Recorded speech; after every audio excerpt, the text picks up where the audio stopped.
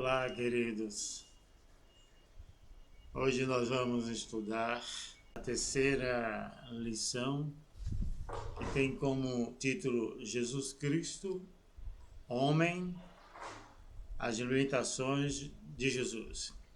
Antes, eu peço a gentileza de vocês para colocar o like, gostei ou não gostei, e aperta o sininho, porque todas as vezes que for postado uma lição, vocês receberão, automaticamente um sinal de que algo foi postado. Então, faça a sua inscrição. Essa terceira lição, ela tem como o capítulo ou a leitura básica em Mateus capítulo 26, versículo 36 até o versículo 46. Então Jesus, com eles, a um lugar chamado Getsemane, e disse aos seus discípulos: assentai-vos aqui enquanto vou além orar.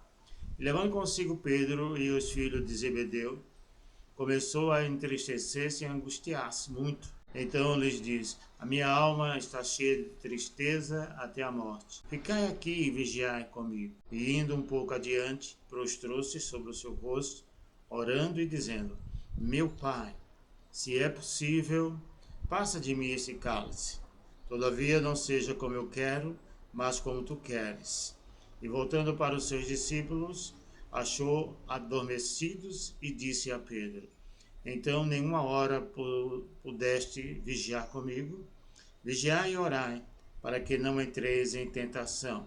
Na verdade, o espírito está pronto, mas a carne é fraca. E indo segunda vez orou, dizendo: meu Pai, se este cálice não pode passar de mim, sem eu beber, faça-se a tua vontade. E voltando, achou-os outra vez adormecidos, porque os seus olhos estavam carregados.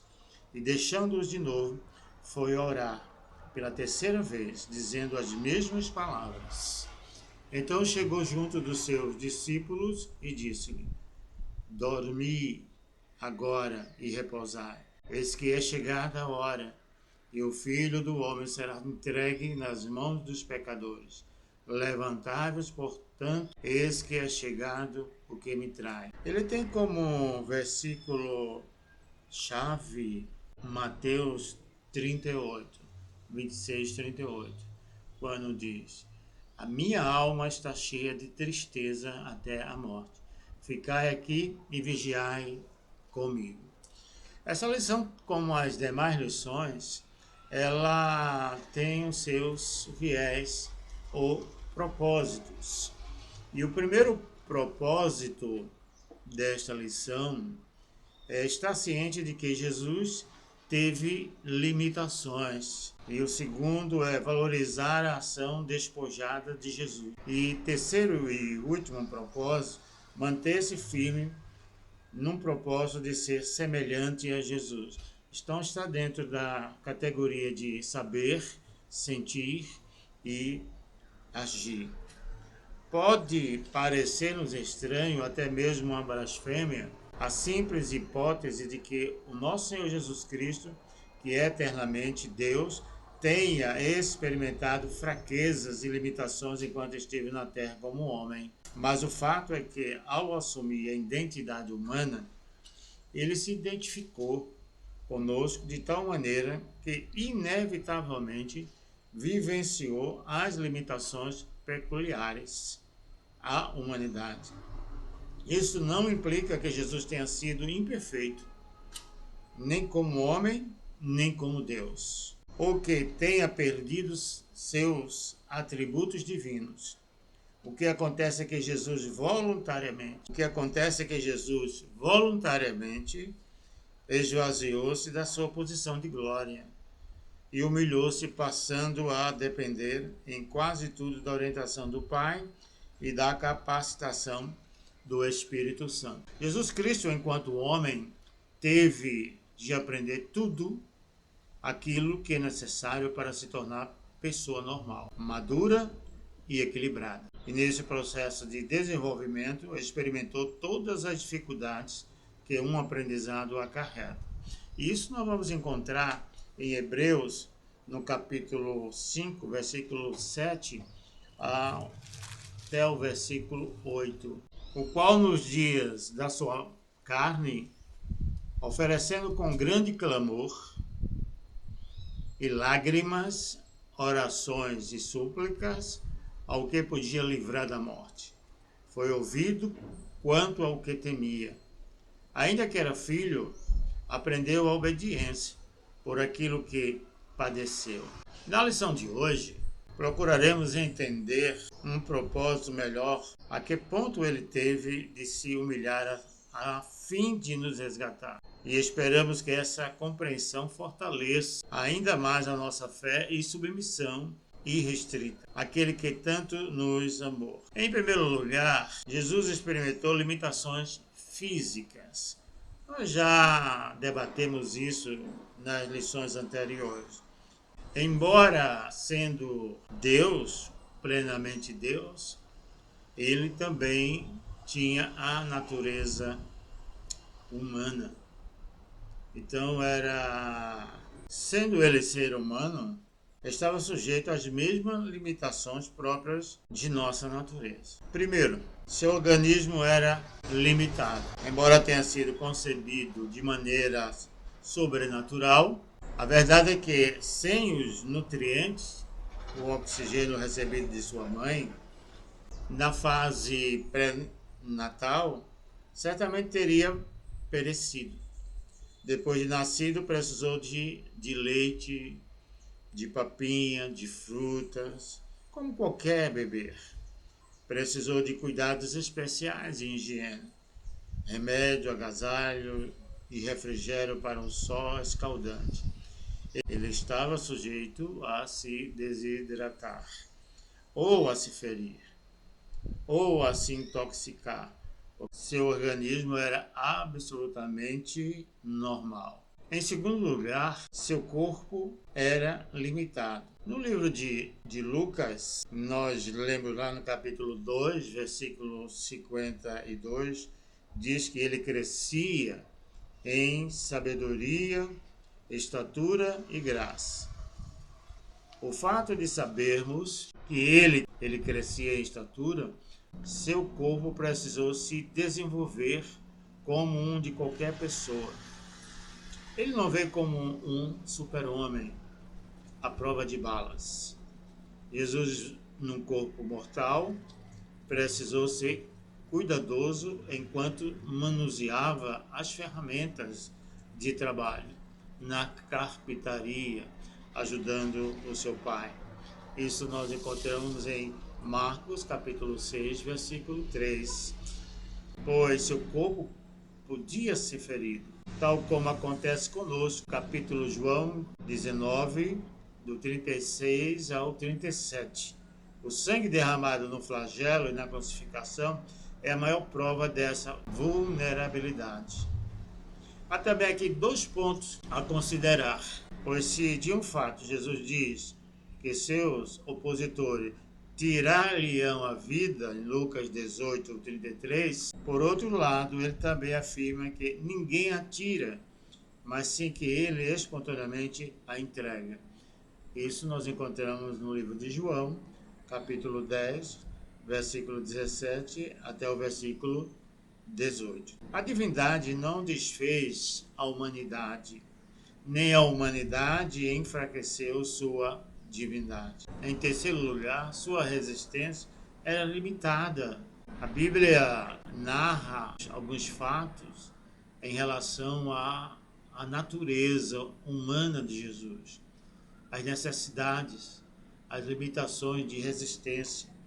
Por exemplo, Jesus ficava cansado. Nós encontramos isso, ele se cansava. João 4, versículo 6. Ele sentia sono, como qualquer um outro homem, qualquer outra pessoa, dormia à noite, tinha sono. Mateus 8, 24.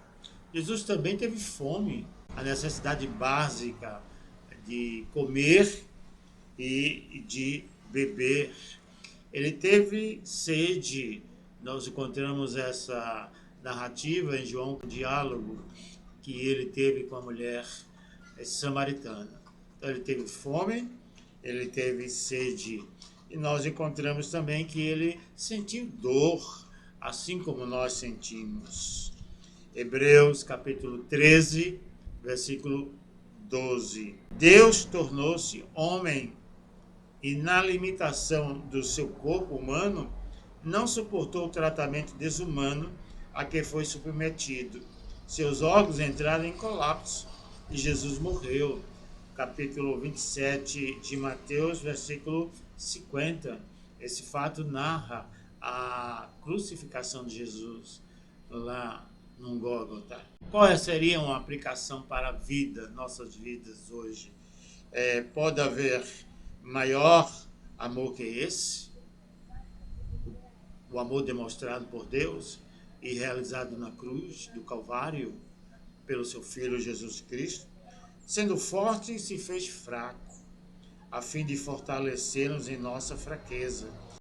Que, a exemplo dele, não queiramos estar entre os primeiros, entre os maiores, entre os mais importantes, entre aqueles que gostam de ser servidos ou elogiados. Paulo seguiu o exemplo de Jesus quando diz: pelo que sinto prazer nas fraquezas, nas injúrias, nas necessidades, nas perseguições, nas angústias, por amor de Cristo, porque quando sou fraco é que sou forte. 2 Coríntios, capítulo 12, versículo 10. No segundo ponto dessa lição, ela trata de que Jesus experimentou limitações intelectuais, como humano. É bom esclarecer algo sobre as duas naturezas de Cristo antes de avançar em nosso estudo. Pois é certo que tanto a plenitude da humanidade como a plenitude da divindade estavam presentes na pessoa de Cristo. As duas naturezas não estão misturadas, nem confundidas de maneira a formar uma terceira natureza. Havia um grupo que defendia que a junção dessas duas naturezas formava uma outra natureza. Nós temos apenas na Bíblia a natureza humana e a natureza divina. Essa ideia de formar uma nova natureza que não é nem outra, pelo contrário, cada uma das naturezas reteve suas próprias características, sem mudanças, de modo que em Cristo há inteligência e vontade finitas, natureza humana, inteligência e vontade infinita, natureza divina. Conhecimento limitado. Quando perguntaram a Jesus acerca do evento escatológico que acabara de profetizar, respondeu: mas a respeito daquele dia ou da hora, ninguém sabe, nem os anjos no céu, nem o Filho, senão o Pai. Jesus não sabia, pois ele mesmo afirmou que não há tempos e época que o Pai reservou pela sua exclusiva autoridade. Atos 1, 7. Há fato que só o Pai sabe. Em teologia, essa verdade é chamada de subordinação econômica, ou que é simplesmente o modo como as três pessoas da Trindade relacionam entre si, o que não significa inferioridade. Em sua essência, o Filho é igual ao Pai, mas nas funções, o Filho se submete ao Pai, a fim de que haja perfeita harmonia no relacionamento. A essência é a mesma, mas há uma diferenciação na funcionalidade entre as três pessoas da Trindade. O aprendizado limitado. Ele não nasceu conhecendo tudo, nem aprendeu tudo de uma só vez. Houve um processo natural, conforme acontece com qualquer homem. Processo, quando é criança, aprende as coisas de criança, de jovens e adultos. Aprendeu a ler, aprendeu a escrever. Quando criança, aprendeu a caminhar, aprendeu a falar. Então teve um aprendizado limitado. Ele não nasceu como algo, não é, completo, um ser humano completo, já com o corpo de adulto. Ele teve o seu processo natural, como um de nós. Jesus experimentou limitações emocionais. Ainda que exercesse plano divino de suas emoções, ele havia um controle, né, extraordinário, mas ele passou por algumas emoções características, né, do ser humano. A diferença é que ele sabia navegar nas turbulências das emoções. A diferença é que ele, na força do Espírito Santo, procurava sempre manter o autocontrole de suas emoções, a fim de não cair em pecado e desviar-se de seus objetivos. Jesus sentia tristeza, é um sentimento, né, humano, tristeza. Em Mateus 26, no capítulo 37, Jesus sentia alegria. Muitas situações trouxeram regozijo e júbilo ao coração de Jesus. A temática de Jesus era alegria, como é a temática de Javé no Antigo Testamento. Deus é a nossa grande alegria, o salmista vai dizer. Jesus é a nossa alegria. Ele teve esse sentimento de alegria. E nós encontramos João, capítulo 15, versículo 11, capítulo 17, versículo 13 e Hebreus, capítulo 12, versículo 2. Jesus se angustiava. Após lavar os pés do discípulo, angustiou-se Jesus em espírito. João 13, 21. Prevendo a traição de Judas. No Getsêmani, sua tristeza foi indisfarçável. Nós encontramos nos evangelhos, Mateus 26, 37 a 38, Lucas 22, 44, não é? Uma tristeza profunda no Getsêmani, mas era controlado, não entrou em desespero. Ele tinha um pai, ele estava fazendo a vontade do pai, e ele sabia que ia ter vitória quando obedecia o pai. Para nós é uma grande lição, a vitória está garantida, mas precisamos obedecer a palavra, obedecer a Deus, né? Seguir a sua vontade. Jesus ficava comovido, mesmo sabendo que Deus faria em favor de Lázaro, cogitou-se no espírito e comoveu-se quando viu suas irmãs e amigos chorarem na morte de Lázaro. João capítulo 11, todo capítulo 11 narra isso. Inclusive Jesus chorou e sentiu, né, a emoção, a tristeza de perda, de partida do seu ente querido, do seu irmão Lázaro. Então Jesus também se sentiu comovido com aquela situação e realizou o grande milagre na sua vida ali antes de chegar em Jerusalém.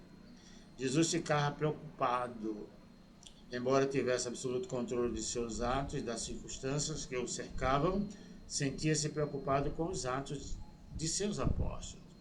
Lucas 22, 31. A preocupação de Jesus não era uma preocupação daquela ansiedade exacerbada. A Jesus tinha uma preocupação legítima, normal, com as pessoas. Ele tinha um carinho muito especial, um afeto com as pessoas, principalmente com aqueles que estavam com ele durante os 3 anos de ministério. Jesus ficava admirado. Certas situações trouxeram admiração e espanto a Jesus. Por exemplo, ficou admirado com a fé do centurião, Mateus 8, 10, e com a incredulidade dos habitantes de Nazaré, Mateus 8, 10 15, 28 e Marcos 66. Ele ficou admirado com essas duas experiências que ele teve, não é? Do centurião, da fé, da preocupação, de fazer alguma coisa para ajudar. Jesus chega como socorro na vida daquele centurião. Jesus sentia compaixão. Seus atos muitas vezes eram dirigidos pela misericórdia que sentia porque sofria. Mateus 9, 36 e 14, 14. Compaixão. Ou seja, Jesus sempre se colocou no lugar dos outros. Sentia a dor dos outros. Sentia a alegria dos outros. Sentia o sofrimento dos outros. Mas não é só sentir, mas é aliviar a dor dos outros. Foi isso que Jesus fez durante todo o seu ministério. Na seção 4, Jesus experimentou limitações espirituais. Mas como assim limitações espirituais? Ora, Jesus precisou cultivar sua vida religiosa. Jesus era Deus, foi concebido pelo Espírito Santo, mas havia nele a natureza humana. E como homem, ele deveria desenvolver o aspecto religioso. Jesus sempre estava nas sinagogas. Ele nunca deixou de ir às sinagogas. Lá, na casa de Deus, casa de oração. Esse é um grande exemplo para nós hoje. Por qualquer motivo deixamos de ir à igreja. Mas Jesus, religiosamente, todos os sábados, estavam lá na sinagoga ensinando e pregando. Jesus gostava de orar. Não é oração farisaica, a oração de chamar a atenção das pessoas, mas ele orava. Não é? Jesus orava com regularidade. Lucas capítulo 5, versículo 16.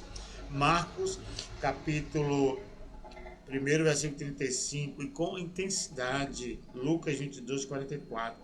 Às vezes por longos períodos, buscando sempre a direção nas escolhas e decisão que iria tomar. Ele nunca tomou uma posição sem consultar o Pai.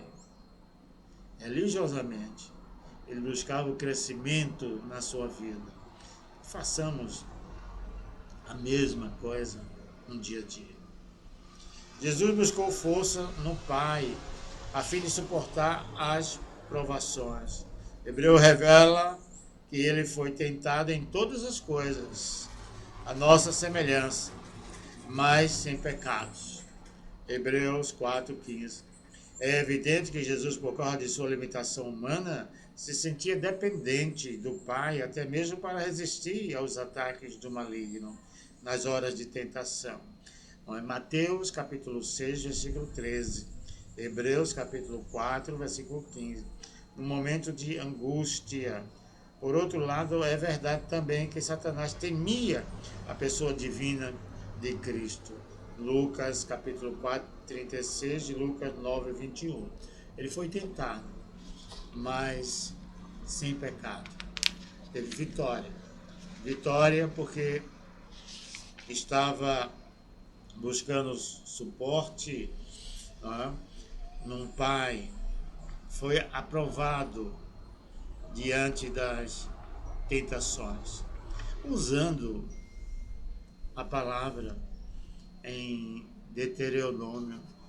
É interessante que ele fazia questão de usar, está escrito, era uma máxima de Jesus, quando ele, para buscar ensinamento nas Escrituras, na palavra. No capítulo 8 de Deuteronômio, ele usa 8, versículo 3, quando ele diz. E ele também usa a Deuteronômio capítulo 6, Deuteronômio capítulo 6. Jesus usa para a segunda tentação, ele vai buscar subsídios no livro de Deuteronômio, capítulo 6, versículo 15 e versículo 16. Porque o Senhor teu Deus é um Deus zeloso no meio de ti, para que a ira do Senhor teu Deus se não acenda contra ti e te destrua sobre a face da terra. Não tentarás o Senhor nosso Deus, como tentaste em Massá. Então não tentarás o Senhor teu Deus. Isso foi a vitória da segunda tentação no deserto, conforme as Escrituras. O livro de Mateus, capítulo 4. E a terceira foi exatamente capítulo 6, versículo 12, quando ele diz: guarda-te e não te esqueça do Senhor que te tirou da terra do Egito e da terra da servidão. O Senhor teu Deus temerás, e a ele servirás, e pelo seu nome jurarás. Então, queridos, Jesus vence usando a palavra. Como homem, como a natureza humana, ele nos ensina que é possível vencermos as tentações e vencermos a morte e sermos aprovados quando o diabo colocar na nossa frente, não é? Querendo nos derrubar, querendo nos tirar do caminho do Senhor. Vamos fazer imitar o nosso Senhor Jesus Cristo. Vamos buscar na palavra. Vamos buscar uma vida religiosa. Jesus estava na sinagoga, Jesus orava, Jesus lia a palavra. Então são exemplos deixados para nós no século 21. Então, portanto, nós chegamos ao fim da terceira lição do nosso tema central, que é a Cristologia. Então, lição 1, lição 2, lição 3, nós estudamos a natureza humana de Jesus. Na próximo encontro, lição 4, nós vamos estudar a natureza divina de Jesus. Então, não se esqueça de fazer a sua inscrição e tocar lá no sininho para que assim que for postado você receba, não é, a notificação dizendo que tem algo novo, que foi postado algo novo. Então, que Deus nos abençoe abundantemente.